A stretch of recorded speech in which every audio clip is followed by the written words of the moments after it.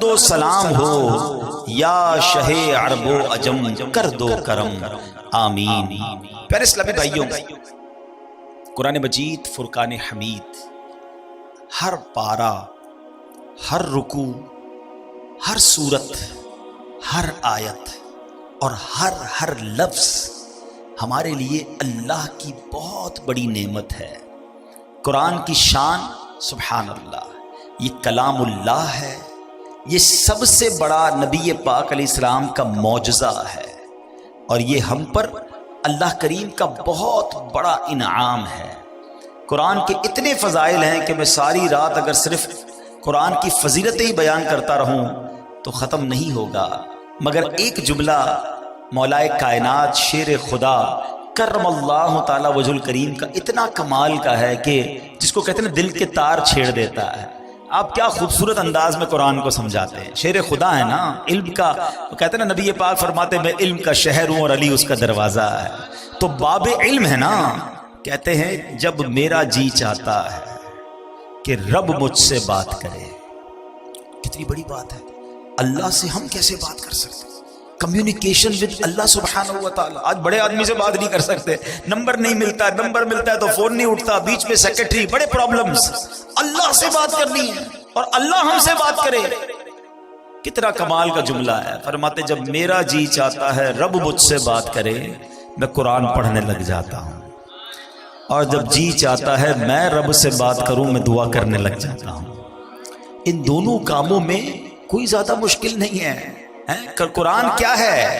کلام اللہ ہے نا، اللہ کا کلام ہے، تو گویا رب تم سے کلام کر رہا ہے، اور جب تمہیں رب سے بات کرنی ہے تو ہاتھ اٹھاؤ اور دعا مانگنا شروع کر دو، تم رب سے بات کرنا شروع کر دو گے۔ تو کلام اللہ کی تو کیا بات ہے۔ آج کلام الہی کی ایک صورت، یعنی میں بتانا یہ چاہ رہا ہوں کہ قرآن مجید فرقان حمید کا ہر لفظ، ہر آیت اور ہر صورت کیا کمال کا معنی رکھتی ہے، اور کتنے شاندار میسیجز ہیں۔ آج قرآن پاک کی ایک بڑی مختصر صورت ہے، مگر اس صورت میں ہمارے لیے کیا کیا میسیجز ہیں اور کیسا دل ہلا دینے والا پیغام ہے، آئیے آج وہ آپ کو بتاتا ہوں۔ خادم مصطفیٰ صحابی رسول حضرت انس بن مالک رضی اللہ تعالیٰ عنہ فرماتے ہیں کہ پیارے آقا مکی مدنی مصطفیٰ صلی اللہ تعالیٰ علیہ وآلہ وسلم کی مبارک عادت تھی کہ اگر کوئی صحابی 3 دن تک بارگاہ رسالت میں حاضر نہ ہوتے تو آپ ان سے متعلق پوچھتے کہ وہ کہاں ہیں، اور اگر وہ سفر پر ہوتے تو ان کے لیے دعا فرماتے، اگر مدینہ پاک میں ہوتے تو ان سے ملاقات کے لیے تشریف لے جاتے، اگر کوئی صحابی بیمار ہوتے تو میرے آقا ان کی عیادت کے لیے تشریف لے جاتے۔ ایک بار کا واقعہ کہ ایک انصاری صحابی رضی اللہ تعالیٰ عنہ 3 دن تک بارگاہ رسالت میں حاضر نہ ہوئے۔ نبی پاک علیہ السلام نے صحابہ سے پوچھا کہ وہ کہاں ہیں، نظر نہیں آ رہے۔ کہا حضور وہ تو شدید بیمار ہیں۔ یہ خبر سن کر سردار انبیاء محبوب خدا صلی اللہ تعالی علیہ وآلہ وسلم نے حضرت ابوبکر صدیق اور حضرت عمر فاروق اور چند دیگر صحابہ کو لیا اور ان کی عیادت کے لیے تشریف لے گئے۔ آئے ہائے، صحابی کی قسمت تو دیکھو، آقا بھی جا رہے ہیں، صدیق اکبر بھی جا رہے ہیں، عمر فاروق بھی جا رہے ہیں۔ سر بالی انہیں رحمت کی ادا لائی ہے، سر بالی انہیں رحمت کی ادا لائی ہے، حال بگڑا ہے تو بیمار کی بن آئی ہے۔ اب کیا ہوا؟ آقا علیہ السلام آخری نبی رسول ہاشمی صلی اللہ تعالی علیہ وسلم نے اپنے پیارے صحابی کو دیکھا، واقعی شدید بیمار تھے۔ آپ نے خوبصورت اور پیارے انداز میں تیمارداری فرمائی، احوال پوچھا، حال پوچھا، تو اس صحابی نے اپنا حال عرض کرتے ہوئے اپنی بیماری کا ایک بڑا کمال کا واقعہ بتایا کہ بیمار ہوا کیسے میں۔ کہتے حضور بات یہ ہے کہ ایک روز میں مغرب کی نماز میں آپ کی مسجد میں حاضر ہوا، آپ نماز پڑھا رہے تھے، میں آپ کے پیچھے نماز پڑھ رہا تھا، اور آپ نے اس روز نماز میں سورہ قارعہ کی تلاوت کی۔ قرآن پاک کے 30ویں پارے میں یہ سورت ہے، سورہ قارعہ۔ حضور آپ نے تلاوت کی، اس تلاوت کو سن کر نمازی کے اندر مجھ پر ایسا خوف خدا کا غلبہ ہوا، میں نے دعا کی اے اللہ مجھے دنیا ہی میں آزمائش میں ڈال دے، آخرت میں آزمائش میں نہ ڈالنا۔ حضور بس وہ دعا کرنا ہے، اور میری ایسی حالت ہو گئی ہے، میں بیماری میں آ گیا ہوں، آزمائش میں آ گیا۔ اللہ اکبر، میرے آقا کیا پیارے آقا ہیں، نبی پاک علیہ الصلوۃ والسلام فرماتے ہیں کہ تم نے برا کیا، یہ بات درست نہیں ہے۔ کیا یہ درست نہیں تھا کہ تم اللہ عز و جل سے دنیا کی بھی بھلائی مانگتے اور آخرت کی بھی بھلائی مانگتے اور جہنم سے بچنے کی دعا بھی کرتے؟ یعنی تم نے کیوں یہ کہا کہ یا اللہ مجھے دنیا میں آزمائش ڈال دے، آخرت میں نہ ڈالنا؟ میرے رب کے خزانوں میں تو کمی نہیں نا، اس سے دنیا کی بھی بھلائی مانگ لیتے، آخرت کی بھی بھلائی مانگ لیتے۔ کیا پیاری تربیت فرمائی۔ اب نبی پاک نے حکم دیا کہ ابھی دعا کرو، اور دعا کرو دنیا اور آخرت کی بھلائی کی دعا مانگو۔ صحابی نے ہاتھ اٹھائے، آقا کا حکم تھا، اسی وقت دعا مانگی۔ نبی پاک نے خود بھی ان کے لیے دعا فرما دی۔ اب میرے آقا دعا فرمائے تو رد کیسے ہو سکتی ہے؟ بریلی کے تاجدار امام عشق و محبت لکھتے ہیں نا، اجابت کا صحرا عنایت کا جوڑا دلہن بن کے نکلی دعائے محمد۔ اجابت کہتے ہیں قبولیت کو، قبولیت اجابت نے جھک کر گلے سے لگایا بڑی ناز سے جب دعائے محمد صلی اللہ علیہ وسلم۔ اور ایسا ہی ہوا، اس دعا کا اثر ایسا ہوا کہ کوئی رسیوں سے جکڑا ہوا ہو اور وہ آزاد ہو جائے، وہ صحابی اسی وقت کھڑے ہو گئے اور صحت مند بھی ہو گئے۔ اب اس ایک واقعے سے اللہ اکبر کیا کمال کا واقعہ ہے، کیا کیا سیکھنے کو ملا۔ پہلی بات، نماز کیسی تھی، پڑھانے والا کون تھا اور پڑھنے والے کون تھے؟ آقا تلاوت کر رہے اور صحابہ پیچھے نماز پڑھ رہے ہیں، لیکن ان کی نماز میں انہماک، خشوع و خضوع کا عالم کیسا تھا۔ ایک تو قرآن سمجھتے تھے، پھر اس کا اثر لیتے تھے، تلاوت کیا ہو رہا ہے اس کو جانتے اور اس کا اثر لیتے تھے۔ سب نے عشاء کی نماز اکثر نے پڑھی ہوگی۔ اگر میں یہ سوال کر لوں، ہاتھ نہیں اٹھائیے گا، اپنے آپ سے خود ہی سوال کر لیں، امام صاحب نے کیا تلاوت کی پہلی رکعت میں اور دوسری رکعت میں؟ ارے عبدالحبیب بھائی، اب تو ذرا دکان کا حساب ساتھ چل رہا تھا ہمارا، تو ہمیں کیا پتا کیا تلاوت ہے۔ کبھی ٹیسٹ لے لیا کرو، سلام پھیرتے ہی پوچھ لیا کرو اپنے آپ سے کہ آج کیا تلاوت ہوئی۔ اچھا یاد بھی ہے، مثال کے طور پہ چلو کسی کو یاد ہے آج امام صاحب نے سورہ فیل پڑھی تھی، یا جناب تبارک الذی پڑھی تھی، یا کون سی سورت پڑھی تھی، معنی کیا ہے اس کا؟ تو یہ تو نہیں پتا۔ وہ کب تک ہم قرآن بغیر سمجھے سنتے رہیں گے اور پڑھتے رہیں گے؟ کب قرآن کے نور کو اور اس کی چاشنی کو دل میں محسوس کریں گے؟ کب انڈرسٹینڈنگ آف قرآن کریں گے؟ میں نہیں کہتا، ہونا تو یہی چاہیے کہ مسلمان ہونے کی حیثیت سے مجھے اور آپ کو پورا قرآن ایک بار تو زندگی میں ہم نے ترجمہ اور تفسیر سے پڑھا ہوتا۔ لیکن چلو بھائی، پورا قرآن پڑھنے کی بات کرتے تو لوگ ہی بھاگ جاتے ہیں۔ یار کم از کم یہ تو ہو سکتا ہے نا، ہم ثنا سے لے کر التحیات اور درود ابراہیم اور دعا تک جتنا نماز میں قرآن پڑھتے ہیں اتنا تو سمجھ لیتے، اس کو تو انڈرسٹینڈ کر لیتے، قرآن کی چند مشہور صورتوں کا معنی تو پتا ہوتا۔ مگر خشوع و خضوع کا تو عالم یہ ہے کہ نماز میں دھیان ہی کہیں اور ہوتا۔ لوگ کہتے بھی ہمارا دھیان کہیں اور ہوتا۔ وہ مشہور چٹکلا ہے نا کہ ایک صاحب آئے، عشاء کی جماعت چلی گئی، رونے لگ گئے، تو نمازیوں نے کہا یار نہیں رو بھائی، اتنی نماز سے محبت، اتنی جماعت سے محبت کہ جماعت چلی گئی آپ رو رہے۔ کہتے یار بات یہ نہیں ہے، مسئلہ یہ کہ روز دکان بند کر کے عشاء کی جماعت میں آتا تھا، امام صاحب 4 رکعت پڑھاتے تھے، میں پورا حساب ملا لیتا تھا۔ اب جماعت تو چلی گئی، اب حساب کب ملاؤں گا اور نماز کب پڑھوں گا؟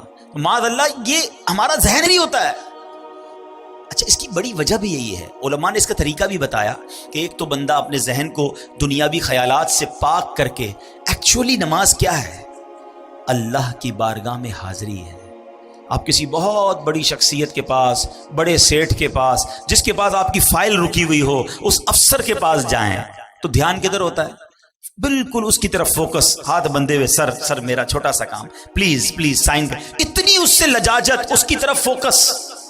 اور خدائے احکم الحاکمین کے دربار میں آنا ہے، دھیان کہیں اور ہے، سوچ کہیں اور ہے۔ خود سوچو، شرم آنی چاہیے۔ جس کا نماز میں دھیان کہیں اور ہوتا ہے اس کو خود ہی اپنے آپ سے شرم آنی چاہیے، اور یہ شرم ہی، یہ گلٹی ہی تمہیں دھیان دلا دے گی، تمہیں خشوع دلا دے گی۔ اور دوسری بات کہ آپ ایٹ لیسٹ قرآن کی مشہور صورتوں کو، میں پھر مشورہ دیتا ہوں، جو اپنا آخری پارہ ہے نا، کم از کم 30واں پارہ ترجمہ تفسیر سے 2-3 بار پڑھ لیں۔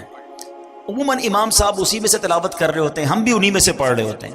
آپ جب پتہ چلے گا نا کہ آپ بات کیا کر رہے ہو، الحمدللہ رب العالمین الرحمن الرحیم مالک یوم الدین، اب آپ قرآن کے ساتھ ہوں گے، نور کے دریا میں تیر رہے ہوں گے، رحمان کی بات ہو رہی ہے، رحیم کی بات ہو رہی ہے، یوم الدین یعنی قیامت کے مالک کی بات ہو رہی ہے، اب اللہ سے التجا ہو رہی ہے، ایاک نعبد و ایاک نستعین، اے اللہ ہم تیری ہی عبادت کرتے ہیں، تجھی سے مدد چاہتے ہیں، اب آگے چلیں گے، اے اللہ اس راستے پر چلا دے جو تیرے پسندیدہ بندوں کا راستہ ہے، اس راستے سے بچا لے جو تیرے غضب والوں کا راستہ ہے۔ اب جناب رحمت کی آیتیں آئیں گی، دل جھومنے لگے گا، عذاب کی آیتیں آئیں گی، آنسو بہنے لگیں گے۔ واللہ میری بات کو سمجھ لو، جس کو قرآن سمجھ آنے لگ گیا نا، کبھی کبھی جب اچھا قاری تلاوت کرتا ہے، امام صاحب تلاوت کرتے ہیں نا، جن کو قرآن سمجھ آ رہا ہوتا ہے نا، وہ کہتے ہیں امام صاحب رکوع میں نہ جائیں، اور تلاوت کریں، اللہ کی اور باتیں سنائیں، ہمیں اور قرآن کی باتیں سنائیں، کیونکہ قرآن کے ساتھ وہ اٹیچ ہو جاتے ہیں۔ لیکن جس کو انڈرسٹینڈنگ ہی نہیں ہے اس کو کیا فائدہ ہوگا؟ پلیز قرآن سے ایسی دوستی کرو۔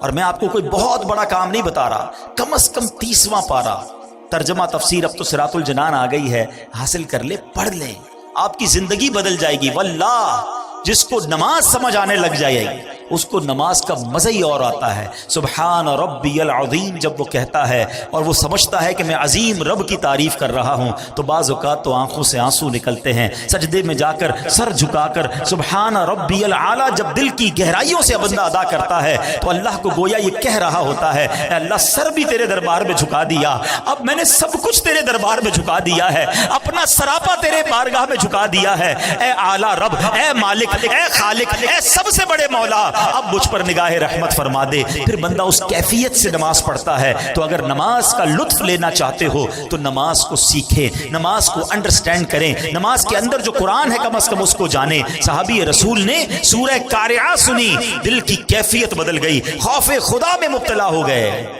یہ بات ہمیں اس واقعے سے سیکھنے کو ملی۔ اب ایک اور بات جو اس بات سے سیکھنے کو ملی کہ دعا کیا کرنی چاہیے۔ کچھ لوگ بڑے نادان ہوتے ہیں، کہتے بس یا اللہ یہ کام کر دے بھلے وہ نہ کرنا، یہ کام ہو جائے باقی بھلے خراب ہو جائے۔ کیوں خراب ہو جائے؟ اچھا معاذ اللہ کچھ لوگ اپنے لیے بد دعائیں کر رہے ہوتے ہیں۔ پہلے ایک بات سمجھ لو، ہمیں نہیں پتا ہوتا کون سا وقت قبولیت کا ہوتا ہے۔ ہاں بری باتیں نہ نکالا کرو، یہ ماں باپ کو بھی ایک مشورہ دے رہا ہوں۔ بچہ تنگ کرے، بچہ پریشان کرے تو بعض اوقات مائیں کوسنے دے رہی ہوتی، تجھے کیڑے پڑے، تو برباد ہو جائے، تو کبھی ترقی نہ کرے، یہ نہ کہا کرو۔ کیا پتا یہ قبولیت کی گھڑی ہو اور تمہارا بیٹا برباد ہو جائے۔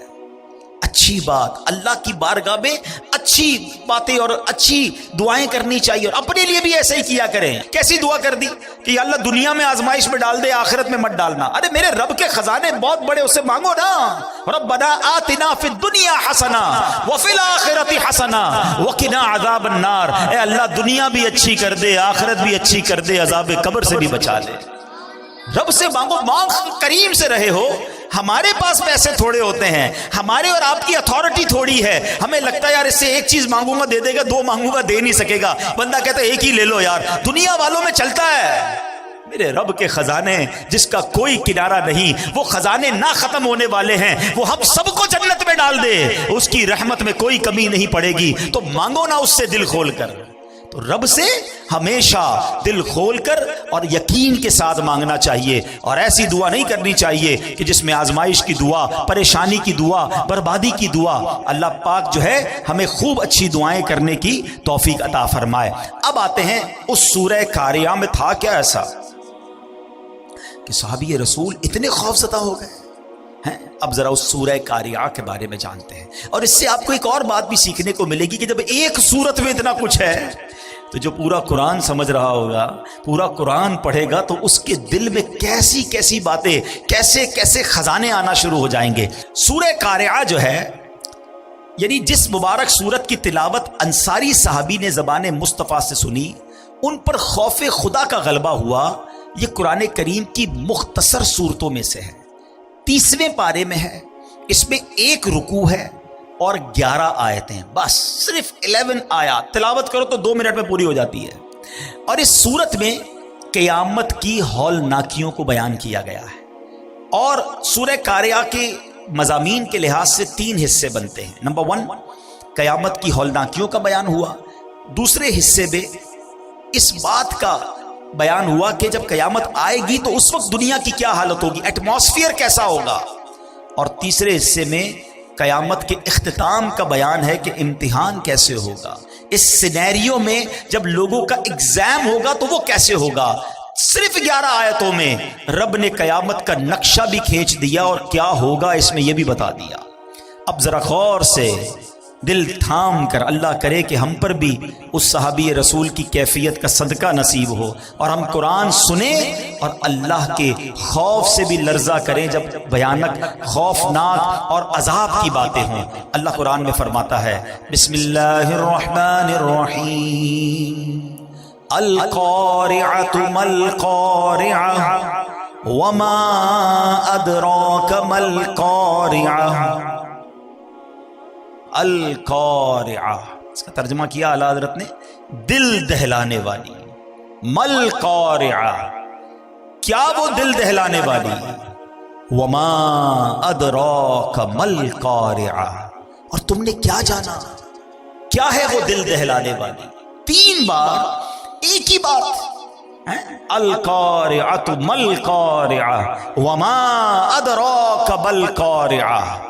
علماء بڑا پیارا اس میں جواب دیتے ہیں کہ قرآن کا ایک بہت خوبصورت اسلوب ہے، اسٹائل ہے قرآن کا، کہ جب کسی بات پر انفسائز کرنا ہوتا ہے، تاکید دلانی ہوتی ہے، توجہ درکار ہوتی ہے، تو قرآن یہ انداز اختیار کرتا ہے۔ کلام اللہ کا یہ انداز ہے کہ لوگ خوب توجہ کریں، دیکھو بڑی اہم بات ہونے جا رہی ہے۔ اسی طرح کا انداز آپ کو سورہ قدر میں ملتا ہے، اِنَّا أَنزَلْنَاهُ فِي لَيْلَةِ الْقَدْرِ وما ادراک ما لیلۃ القدر۔ قرآن خود پوچھتا ہے بتاؤ تم نے کیا جانا، لیلۃ القدر کیا ہے؟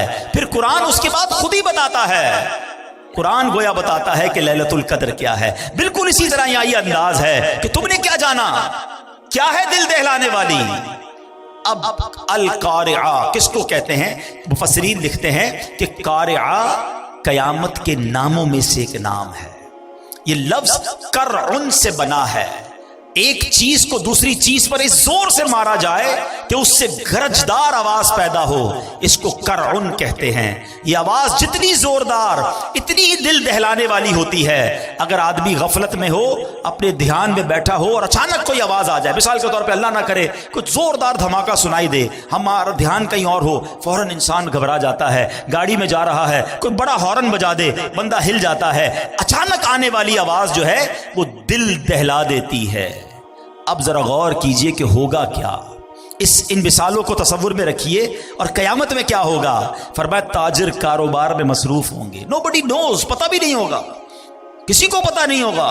تاجر کاروبار میں مصروف ہوں گے، خواتین گھر کے کام کاج میں مصروف ہوں گی، کسان کھیتوں میں مصروف ہوں گے، کوئی کھانا کھا رہا ہوگا، کوئی اپنے دوستوں کے ساتھ باتیں کر رہا ہوگا۔ اس وقت اچانک ایک زوردار زلزلہ برپا ہوگا، پوری زمین ہل جائے گی، آسمان پھٹ جائیں گے، ستارے بارش کی طرح زمین پر جھڑ پڑیں گے، بلند و بالا پہاڑ ٹوٹ جائیں گے، بڑے بڑے سیارے آپس میں ٹکرا کر ریزہ ریزہ ہو جائیں گے۔ ذرا تصور تو کیجئے وہ کیسا ہولناک دھماکہ ہوگا، کیسا زلزلہ ہوگا، اس وقت دل کیسے دہل جائیں گے، کیسی بدحواسی ہوگی۔ اور یہ دن آنا ہے، قرآن نے ایک اور جگہ اس کو بیان کیا، ان زلزلۃ الساعۃ شیء عظیم یوم ترونها تذہل کل مرضعۃ عما ارضعت وتضع کل ذات حمل حملها وترى الناس سکارى وما هم بسکارى۔ قرآن کیا کہتا ہے سنو، بے شک قیامت کا زلزلہ بہت بڑی چیز ہے۔ جس دن تم اسے دیکھو گے تو حالت یہ ہوگی کہ ہر دودھ پلانے والی اپنے دودھ پیتے بچے کو بھول جائے گی، ماں دودھ پیتے بچے کو بھول جائے، اتنی گھبراہٹ ہوگی۔ ہر حمل والی اپنا حمل ڈال دے گی، جس کا حمل ہوگا نا پریگننٹ ہوگی، اس کا حمل گر جائے گا، اتنا خطرناک وہ خوف ہوگا۔ فرمایا تو لوگوں کو دیکھے گا جیسے نشے میں ہیں، حالانکہ وہ نشے میں نہیں ہوں گے، بدحواسی ہوگی، گھبراہٹ ہوگی۔ یہ قیامت کا سینیریو ہے، یہ قیامت کا حال ہوگا۔ یہ ہے قارعہ۔ جب ہی قرآن کہتا ہے وما ادراک مل قارعہ، تم نے کیا جانا، تمہیں کیا معلوم قارعہ کیا ہے؟ اب ذرا غور کیجئے گا، قرآن نے صرف 3 آیتوں میں ایک منظر کشی کی کوسچن کریٹ کیا. اب قرآن بتا رہا ہے ہوگا کیا. سنو اس دن سینیریو کیا ہوگا، گھبراہٹ کیسی ہوگی.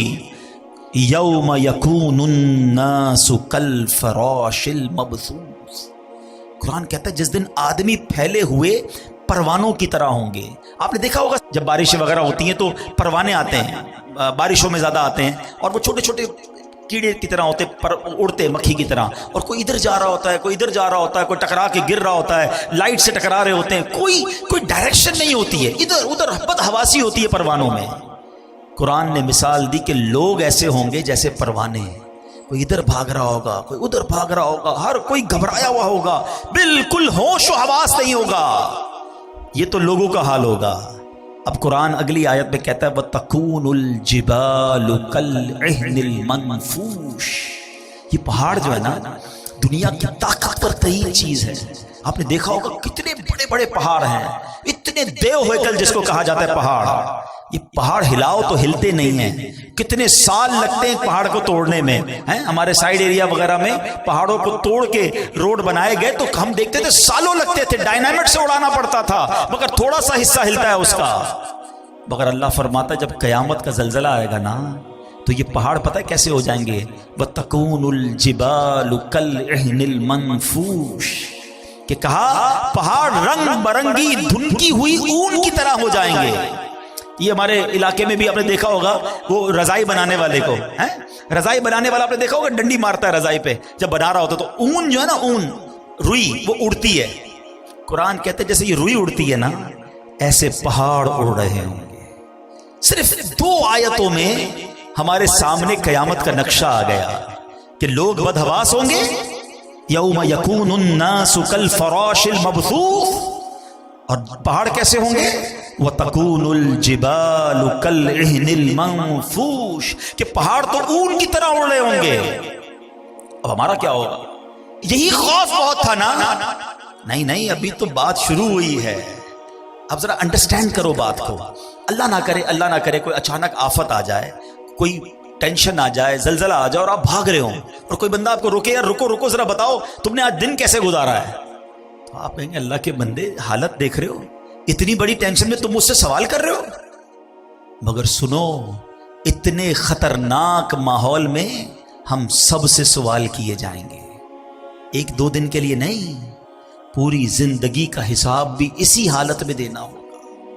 اب آگے قرآن کیا کہتا ہے سنو. اللہ اکبر. میں آگے آیت لے جانے سے پہلے ذرا مزید قیامت کیسے آئے گی میرے آقا مدینے والے مصطفیٰ صلی اللہ علیہ وسلم نے بڑی ڈیٹیل میں صحابہ کرام کو بتایا. آقا علیہ السلام فرماتے ہیں بے شک اللہ پاک نے زمین و آسمان بنانے کے بعد سور کو بنایا اور حضرت اسرافیل علیہ السلام کو عطا فرما دیا. ہم نے یہ بچپن سے سنا ہے کہ حضرت اسرافیل سور پھونکیں گے. آج ڈیٹیل میں سن لو وہ سور ہے کیا اور وہ کتنا بڑا ہے.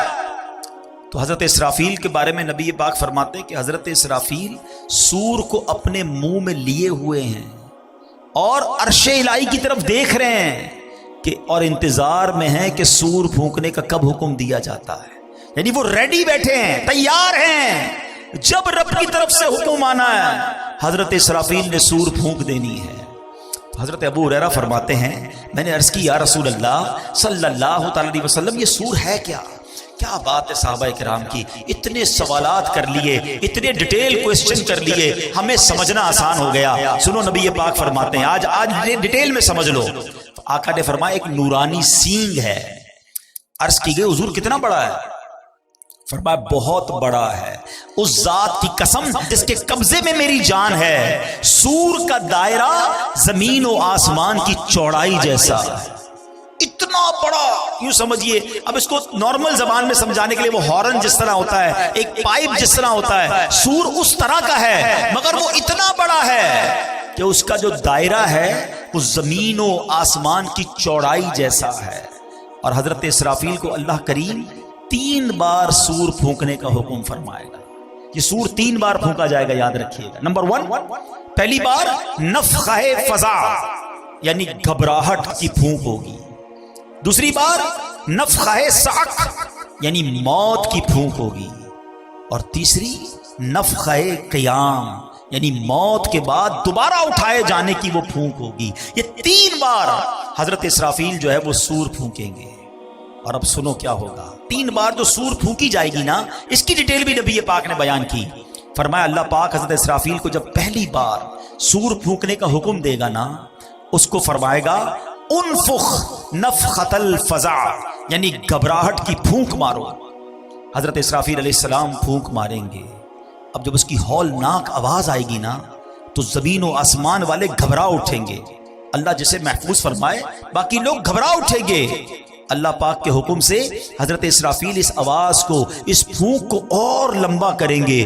اب اس کی ہولناکی سے پہاڑ ہلنے لگیں گے، بادل چلتے ہیں ایسے پہاڑ چلنے لگیں گے، ریزہ ریزہ ہو جائیں گے، شدید زلزلہ طاری ہو جائے گا، جیسا کہ اللہ پاک فرماتا ہے یوم ترجف الراجفہ تتبعها الرادفہ قلوب یومئذ واجفہ، جس دن تھر تھرانے والی تھر تھرائے گی، اس کے پیچھے آئے گی پیچھے آنے والی، اس دن خوف زدہ ہو جائیں گے۔ ایک جگہ نہیں، قرآن میں جگہ جگہ قیامت کی منظر کشی کی گئی ہے، قیامت کا حال بیان کیا گیا ہے۔ نبی پاک علیہ السلام نے مزید فرمایا کہ اس وقت زمین سمندر میں پھنسی ہوئی اس کشتی کی طرح ہوگی جسے سمندر کے تھپیڑے لگتے ہیں، کشتی کے سوار کبھی اوندھے گرتے ہیں، اس وقت دودھ پلانے والیاں دودھ پیتے بچوں کو بھول جائیں گی، حمل والیوں کے حمل گر جائیں گے، بچے دہشت کے سبب بوڑھے ہو جائیں گے، شیطان زمین کے کناروں کی طرف بھاگیں گے، فرشتے مار کے انہیں پھر زمین کی طرف ڈال دیں گے۔ عجب کوہرام ہوگا، لوگ ادھر سے ادھر بھاگ رہے ہوں گے، ایک دوسرے کو پکار رہے ہوں گے۔ ابھی لوگ اسی حال میں ہوں گے کہ زمین پھٹ جائے گی۔ اب لوگوں پر ایسی کیفیت اور خوف اور دہشت طاری ہوگی کہ اللہ پاک ہی بہتر جانتا ہے۔ سنو، آسمان بھی گلی ہوئی چاندی کی طرح پھٹ جائے گا، سورج اور چاند بے نور ہو جائیں گے، اور آسمان کو اس کی جگہ سے کھینچ لیا جائے گا۔ یہ پہلی سور پھونکنے کے بعد حال ہوگا، اور یہ نبی پاک صحابہ کو بتا رہے ہیں۔ اب دوسری سور پھونکنے کا وقت آئے گا۔ آقا فرماتے ہیں اللہ پاک جب تک چاہے گا لوگ اس آفت میں، اس پریشانی میں مبتلا ہوں گے، پھر اللہ پاک حضرت اسرافیل علیہ السلام کو پھر نفخہ صعق یعنی سور میں موت کی پھونک مارنے کا حکم فرمائے گا۔ اس بار سور پھونکنے کے بعد آسمان والوں اور زمین والوں پر موت طاری ہو جائے گی۔ ہاں، جسے اللہ پاک چاہے گا اسے اس وقت موت نہیں آئے گی۔ اب ذرا خوبصورت کہتے نا اللہ کی، جس کو کہتے نا حاکمیت، رب کا جبار ہونا، قہار ہونا، مالک ہونا۔ اب ذرا الفاظ سنیے گا حدیث کے، ہلا دیتے ہیں، رونگٹے کھڑے کر دیتے ہیں الفاظ۔ سنو، اب حضرت ملک الموت اللہ رب العالمین کی بارگاہ میں عرض کریں گے یا رب، آسمان والے اور زمین والے تو سب موت کے گھاٹ اتر چکے، مگر جسے تو نے زندہ رکھا، اللہ پاک جانتا ہے، وہ تو خوب جانتا ہے کون زندہ ہے، فرمائے گا بتاؤ کون کون زندہ ہے۔ حضرت ملک الموت کہیں گے یا رب تو زندہ ہے اور تجھے کبھی موت نہیں آنی، تیرے سوا عرش اٹھانے والے فرشتے بھی زندہ ہیں، حضرت جبرائیل، حضرت میکائیل بھی زندہ ہیں۔ حضرت اسرافیل کہیں گے مولا میں بھی زندہ ہوں۔ اب حضرت جبرائیل اور حضرت میکائیل پر بھی موت طاری کر دی جائے گی، وہ بھی موت کا مزہ چکھیں گے۔ پھر ملک الموت عرض کریں گے اے مالک، جبرائیل اور میکائیل بھی موت کا ذائقہ چکھ چکے۔ اللہ فرمائے گا اب کون زندہ ہے؟ حضرت اسرافیل کہیں گے مولا تو زندہ ہے جسے کبھی موت نہیں آنی، اور مولا عرش اٹھانے والے فرشتے زندہ ہیں اور میں زندہ ہوں۔ اللہ اکبر، پہلے عرش اٹھانے والے فرشتوں پر موت طاری کی جائے گی، اور پھر ملک الموت جو آخری بچیں گے ان پر بھی موت طاری کر دی جائے گی۔ اب کوئی نہیں ہوگا، اب دنیا میں کوئی باقی نہیں ہوگا، اور وہی رب واحد قہار باقی ہوگا۔ وہ بے نیاز ہے، اس کا کوئی باپ نہ اس کا کوئی بیٹا، وہی اول ہے وہی آخر ہے۔ اور اب اللہ کیا فرمائے گا؟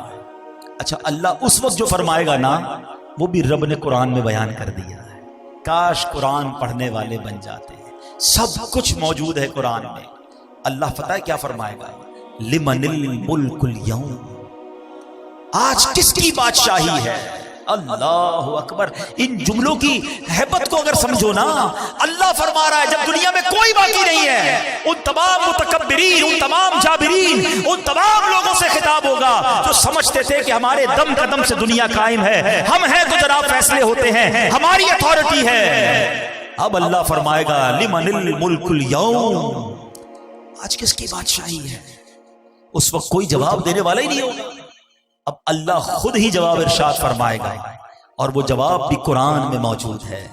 اللہ فرمائے گا للہ الواحد القہار، ایک اللہ جو سب پر غالب ہے۔ ہائے ہائے ہائے، میرا رب باقی رہنے والا ہے، وہ حی ہے، وہ قیوم ہے۔ پھر فرمایا میرے آقا نے زمین اور آسمان کو یوں لپیٹ لیا جائے گا جیسے کاغذ لپیٹتے ہیں، پھر اس زمین کی جگہ کوئی اور زمین بچھا دی جائے گی، آسمان کی جگہ اور آسمان بنا دیا جائے گا۔ اب اللہ پاک 3 مرتبہ فرمائے گا میں ہوں جبار، جسے میرا شریک ہونے کا دعویٰ ہے سامنے آئے۔ آج دنیا میں کئی لوگ معاذ اللہ اللہ کے سامنے اور غیر اللہ کی عبادت کرتے ہیں، اس وقت رب ارشاد فرمائے گا کون ہے میری شرکت کا دعویٰ دار، آ جائے میرے سامنے۔ اللہ اکبر، کوئی سر اٹھانے والا نہیں ہوگا۔ مخلوق کو اب اس نئی زمین پر ڈال دیا جائے گا، جو پہلے قبروں میں تھے اب نئی زمین کی قبروں میں ہوں گے، جو پہلے زمین کی سطح پر مرے ہوئے تھے اب نئی زمین کی سطح پر مرے ہوں گے۔ اب ایک قیامت کا نیا نقشہ بن جائے گا۔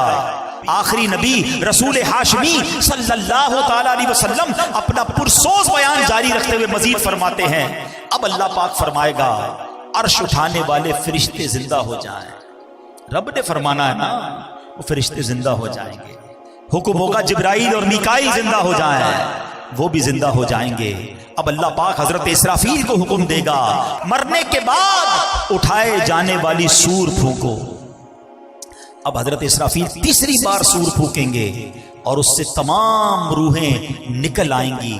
اللہ پاک فرمائے گا میری عزت و جلال کی قسم، اب ساری روحیں اپنے جسموں میں چلی جائیں، تمام روحیں اپنے جسموں میں چلی جائیں گی۔ اب زمین کھلے گی اور آقا فرماتے تم سب اللہ پاک کی بارگاہ میں حاضر ہو جاؤ گے۔ اور یہ بات بھی رب قرآن میں فرماتا ہے مہطعین الی الداع یقول الکافرون ھذا یوم عسر، اس بلانے والے کی طرف دوڑتے ہوئے کافر کہیں گے یہ بڑا سخت دن ہے، یہ ہے قارعہ، القارعۃ مل قارعہ، یہ ہے قیامت۔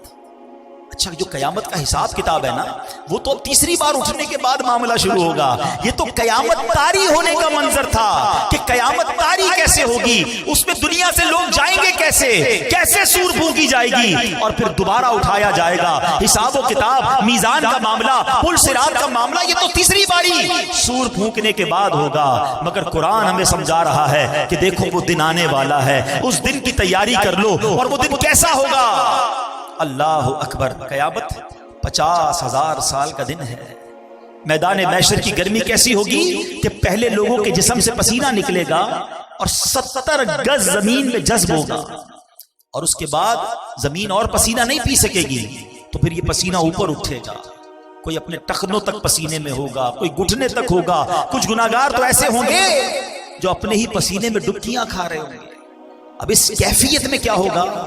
اللہ اکبر، کبھی گرمیوں کے دن ہوں، کام کاج سے ہم گھر پہنچے اور پسینہ ٹپک رہا ہو، جیسے دروازے میں داخل ہو گھر والے کہے ذرا رکو رکو 5-6 باتیں پوچھنی ہیں، ہم کیا کہتے ہیں نہیں ابھی سوال نہیں کرو، مجھے سانس لینے دو، بہت گرمی ہے، تھوڑا فریش ہونے دو پھر بات چیت کرنا۔ ہم کبھی بھی پسند نہیں کرتے کہ گرمی میں، فرسٹریشن میں، ٹینشن میں ہم سے کوئی سوال کرے، مگر قرآن کہتا ہے اس وقت سوال بھی کیسا ہوگا اور رزلٹ کیا آئے گا؟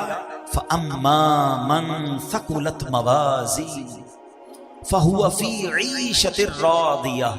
قرآن کہتا ہے بہرحال جس کے ترازو بھاری ہوں گے وہ تو پسندیدہ زندگی میں ہوگا، مزے میں ہوگا، جس کی نیکیاں زیادہ ہو گئیں اسکیل لگایا جائے گا، وہ مزے میں ہوگا۔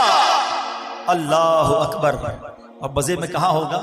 وہ جنت میں ہوگا۔ آؤ کچھ جنت کے بارے میں بھی سن لو، بڑی خوفناک باتیں ہوئی ہیں، کچھ دل کو ڈھارس والی باتیں بھی سن لو۔ جنت وہ مقام ہے جو اللہ نے ایمان والوں کے لیے بنایا ہے، جنت میں وہ نعمتیں ہیں جو کسی آنکھ نے دیکھا نہیں ہے، کسی کان نے سنا نہیں ہے، بلکہ کسی دل کا خیال بھی نہیں گزرا۔ یہ جو دل کا خیال نہیں گزرا نا، جو پڑھے لکھے سمجھدار ہوں گے میری بات ذرا سمجھیں گے۔ امیجنیشن کس کو کہتے ہیں؟ بندہ خیال میں تو بہت کچھ سوچ سکتا ہے نا۔ آج آپ کو کوئی بتاتا ہے یار فلاں محل سونے کا محل ہے اور فلاں فلاں ملک کا بادشاہ ہے، اس کے محل میں طرح طرح کی نعمتیں ہیں، تو ہم اس کے بارے میں سوچتے ہیں، انٹرنیٹ پر تصویریں بھی آ جاتی ہیں، مگر اللہ کے حبیب فرما رہے ہیں جنت وہ ہے جس کا سوچ بھی نہیں سکتے ہو. تو سوچو پھر ہوگی کیسی؟ جہاں دماغ کی سوچ نہ پہنچ سکے اس کے بعد وہ نعمتیں کیسی ہوں گی؟ فرمایا دل کا گمان بھی نہیں گزرا. جنت میں دیواریں سونے چاندی کی اینٹوں سے اور مشک کے گارے سے بنی ہوئی ہیں. جنت میں 4 دریا ہیں، ایک پانی کا، دوسرا دودھ کا، تیسرا شہد کا، چوتھا پاکیزہ شراب کا. اور ان دریاؤں میں سے نہریں نکل کر ہر محل کے نیچے سے، ہر جنتی کے گھر سے نیچے سے نکل رہی ہیں. اہل جنت کو ہر قسم کے لذیذ کھانے ملیں گے، جو چاہیں گے فوراً ان کے سامنے موجود ہوگا. پانی کی خواہش ہوگی، جتنی خواہش ہوگی اتنا ہی ان کے مطابق پانی، دودھ، پاکیزہ شراب اور شہد کے کوزے خود بخود ان کے ہاتھوں میں آ جائیں گے. جنت میں کوئی نجاست نہیں ہے، نہ گندگی ہے، نہ تھوک ہے، نہ ریت ہے، نہ بدن کی میل ہے. سنو، ہر جنتی کے لیے کم از کم 10,000 خادم ہوں گے. ہر خادم کے ہاتھ میں چاندی کا پیالہ ایک ہوگا، دوسرے ہاتھ میں سونے کا پیالہ ہوگا. ہر پیالے میں طرح طرح کی نعمتیں ہوں گی. جنتی شخص نعمتیں کھاتا جائے گا، لذت بڑھتی جائے گی. یہ بھی بڑی کمال کی بات ہے، سمجھدار لوگ سمجھیں گے. بڑی بھوک لگی ہو سکتا ہے ابھی بھی لگی ہو کسی کو، تو بات جلدی سمجھ آئے. بڑی بھوک لگی ہو اور آپ کی پسندیدہ چیز آپ کے سامنے رکھ دی جائے. جو لذت پہلے دوسرے چوتھے نوالے میں ہے وہ چھٹے ساتویں میں نہیں رہتی. 8-10 نوالوں کے بعد تو نارمل ہو جاتا ہے، کیونکہ اب پیٹ بھرنے لگ گیا ہے. اب وہ لذت نہیں ہے، اب صرف بندہ کام پورا کر رہا ہے کہ چلو کھانا کھا رہا ہوں، کھا تو لوں. لذت شروع کے نوالوں میں تھی. جنت میں ایسا نہیں ہوگا. فرمایا جتنا کھاتا جائے گا اس میں لذت جو ہے وہ بڑھتی ہی چلی جائے گی. ہر نوالے میں 70 ذائقے ہوں گے، ہر ذائقہ پہلے سے جدا ہوگا. جنتیوں کے لباس پرانے نہیں ہوں گے، ان کی جوانی فنا نہیں ہوگی، ہمیشہ ہمیشہ جنت میں رہیں گے. اللہ اکبر. سو لوگ کتنے خوش نصیب ہوں گے جن کے اعمال نامے نیکیوں کے بھاری ہو جائیں گے. فَأَمَّا مَنْ ثَقُلَتْ مَوَازِينُهُ فَهُوَ فِي عِيشَةٍ رَاضِيَةٍ. مزے.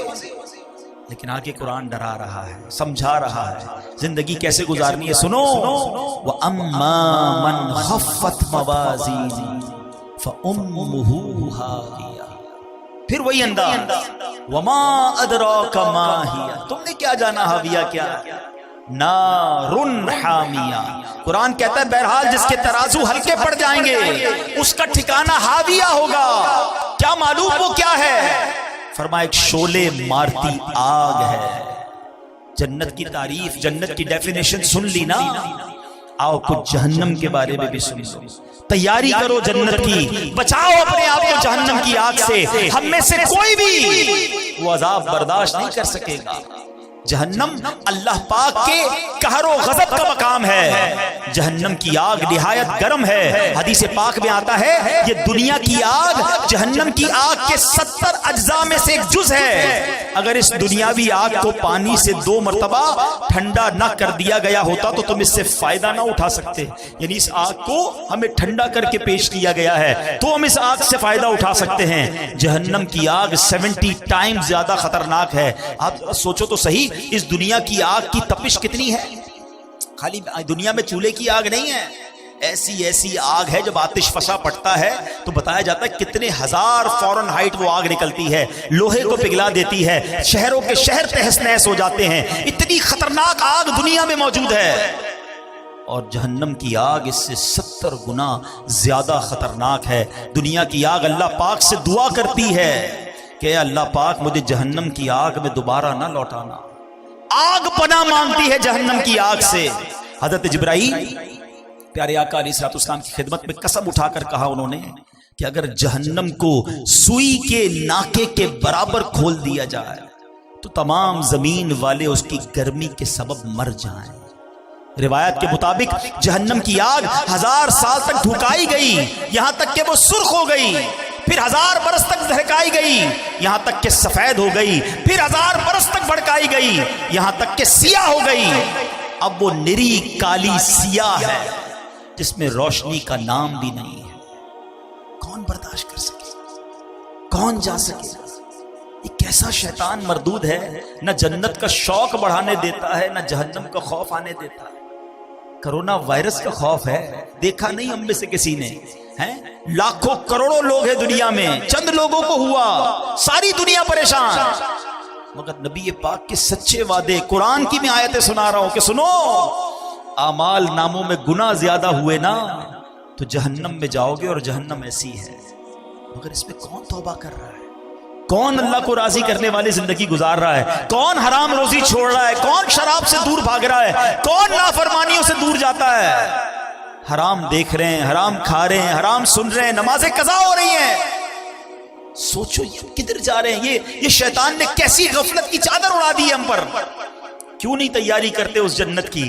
دنیا کی 50 60 70 سالہ زندگی کو کچھ دنوں کے لیے صبر کے ساتھ گزار لو، جنت کی نہ ختم ہونے والی زندگی تمہارا انتظار کر رہی ہے۔ سودا کر لو نا اپنی جان کا۔ دنیا میں اگر آپ کو کوئی کہہ دے یار تمہارے پاس 1000 روپے ہیں مجھے دے دو، اس کے بدلے میں تمہیں 1 ارب روپے دے دوں گا، بندہ کہے گا بالکل لے لو۔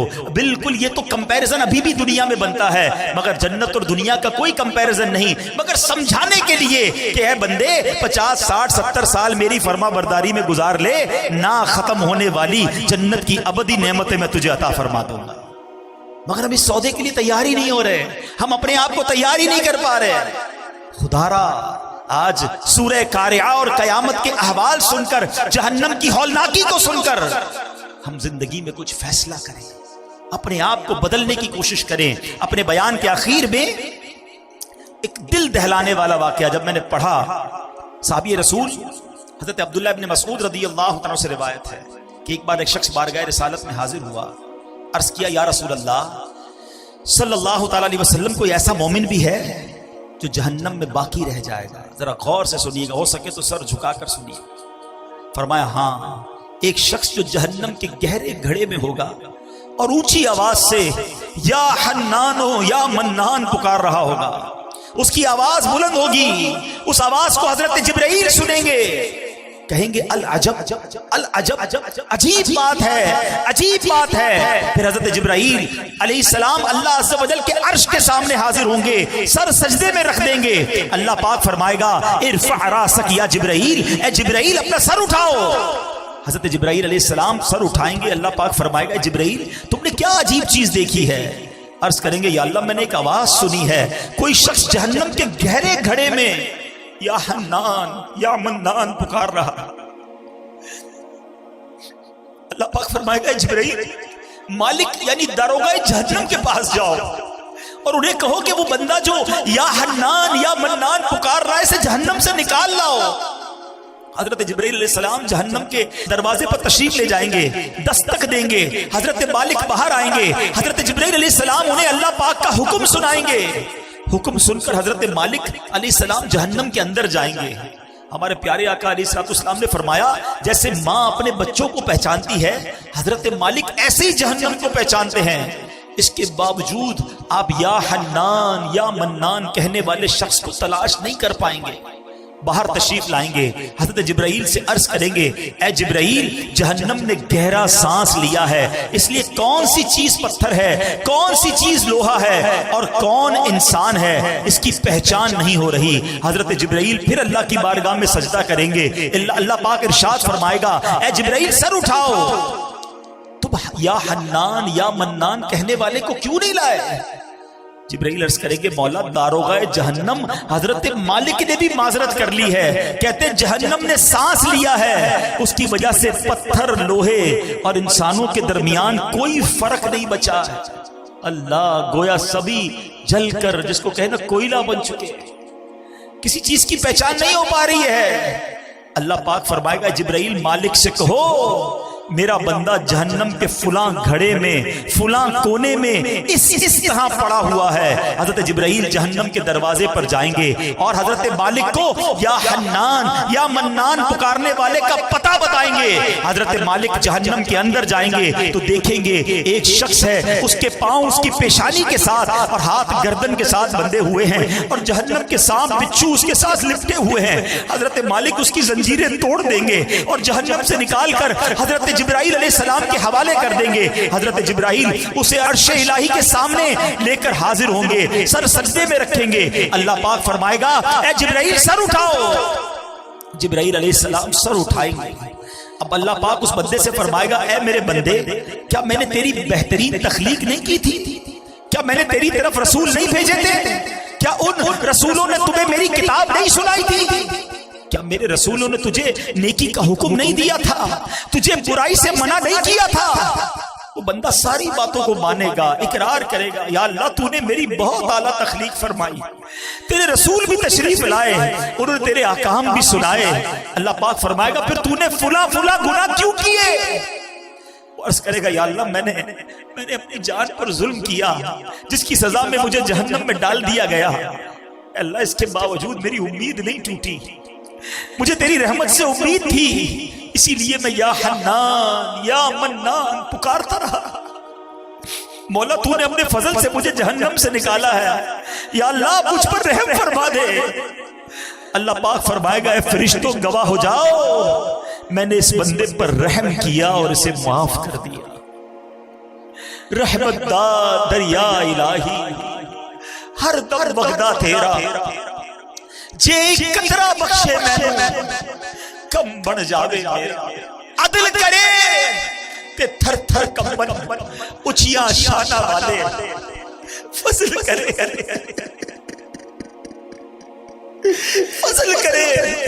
تو بخشے جا سکے میں ورگے بھوکا لے، تجھے واسطہ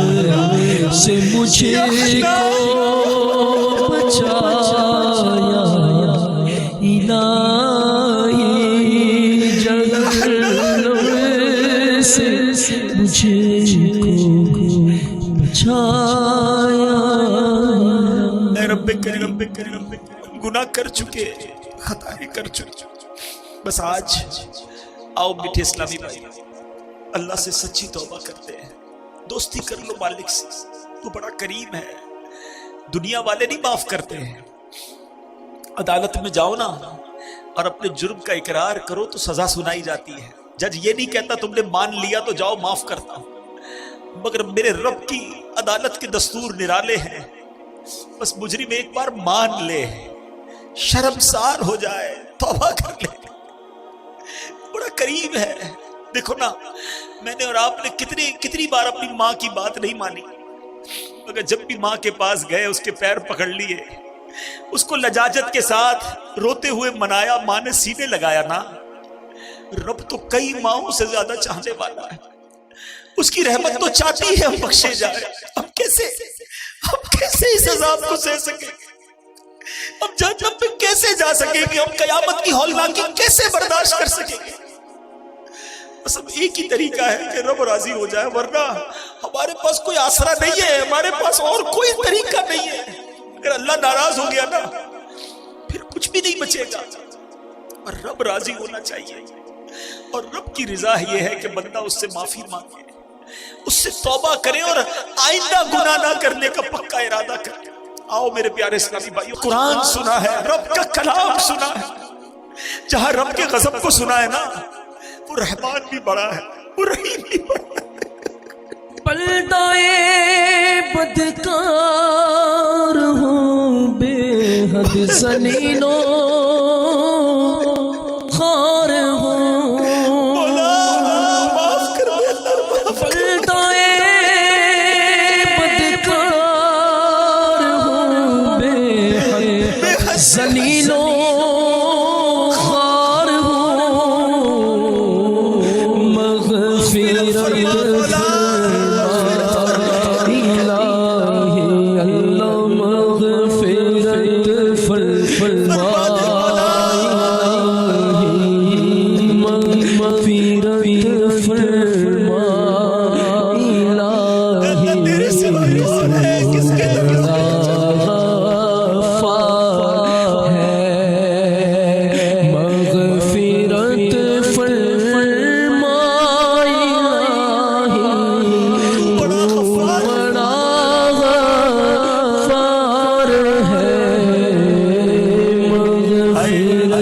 مغفرت فرما الہی تو بڑا آ جاؤ آ جاؤ آ جاؤ اللہ کی رحمت کی طرف آج اس سے دوستی کر لو.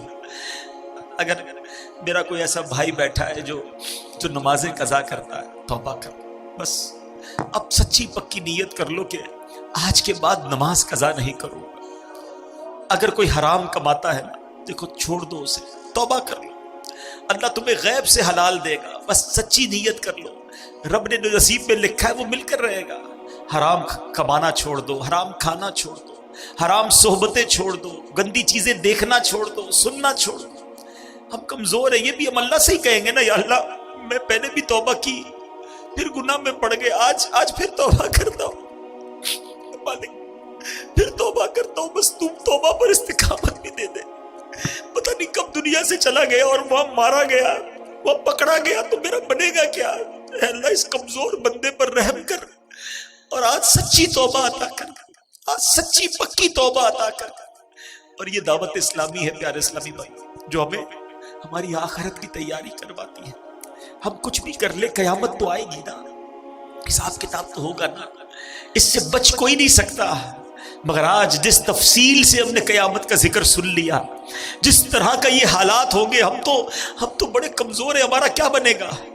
ہاں اللہ راضی ہوا, اللہ کے حبیب راضی ہوئے, تو انشاءاللہ قیامت میں بھی لواء الحمد تلے اٹھنا نصیب ہو جائے گا. تو نے تو لیا